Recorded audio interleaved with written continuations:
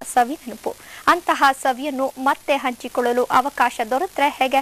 ಹೌದು, ಹಿರಿಯ ಕಿರಿಯ ವಿದ್ಯಾರ್ಥಿಗಳ ಸಮ್ಮಿಲನ ಕಾರ್ಯಕ್ರಮವನ್ನ ನಗರದ ವಿಶ್ವೇಶ್ವರಯ್ಯ ಎಂಜಿನಿಯರಿಂಗ್ ಕಾಲೇಜಿನಲ್ಲಿ ಹಮ್ಮಿಕೊಳ್ಳಲಾಗಿತ್ತು.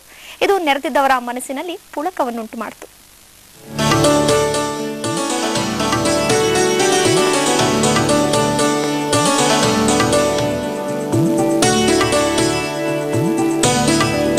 ಕಾಲೇಜು ದಿನಗಳೇ ಹಾಗೆ, ಮರೆಯಲು ಸಾಧ್ಯವೇ ಆಗೋಲ್ಲ.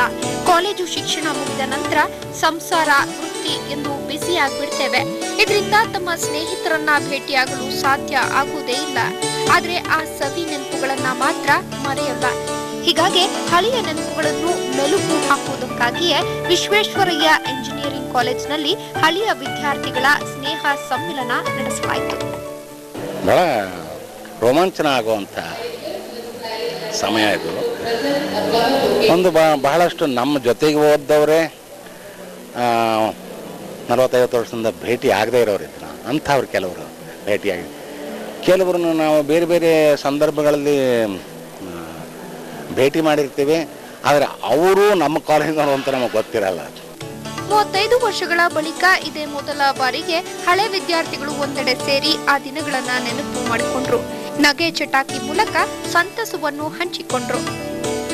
This was a great opportunity. Yakandre it's been one of the first 5 colleges of India. So the kind of alumni we have, my own batchmates, they're all doing so well.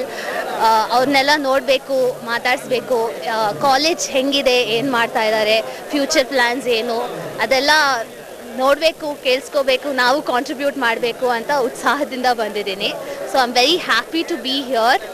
1000ಕ್ಕೂ ಹೆಚ್ಚು ಹಿರಿಯ ಕಿರಿಯ ವಿದ್ಯಾರ್ಥಿಗಳು ಈ ಕಾರ್ಯಕ್ರಮದಲ್ಲಿ ಭಾಗವಹಿಸಿ ಸಿಹಿ ನೆನಪುಗಳನ್ನ ಸವಿದ್ರು.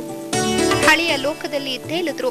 ಚಿತ್ರನಟ ರಮೇಶ್ ಮತ್ತು ಸಂಗೀತ ನಿರ್ದೇಶಕ ಮನೋಮೂರ್ತಿ ಇದೇ ಕಾಲೇಜಿನ ವಿದ್ಯಾರ್ಥಿಗಳು ಎಂಬುದು ಮತ್ತೊಂದು ವಿಶೇಷ. ಒಟ್ಟಾರೆ ಈ ಕಾರ್ಯಕ್ರಮ ಭಾವನಾತ್ಮಕ ಸಂಬಂಧ ಬೆಸೆಯುವಲ್ಲಿ ಸಹಕಾರಿಯಾಗಿತ್ತು.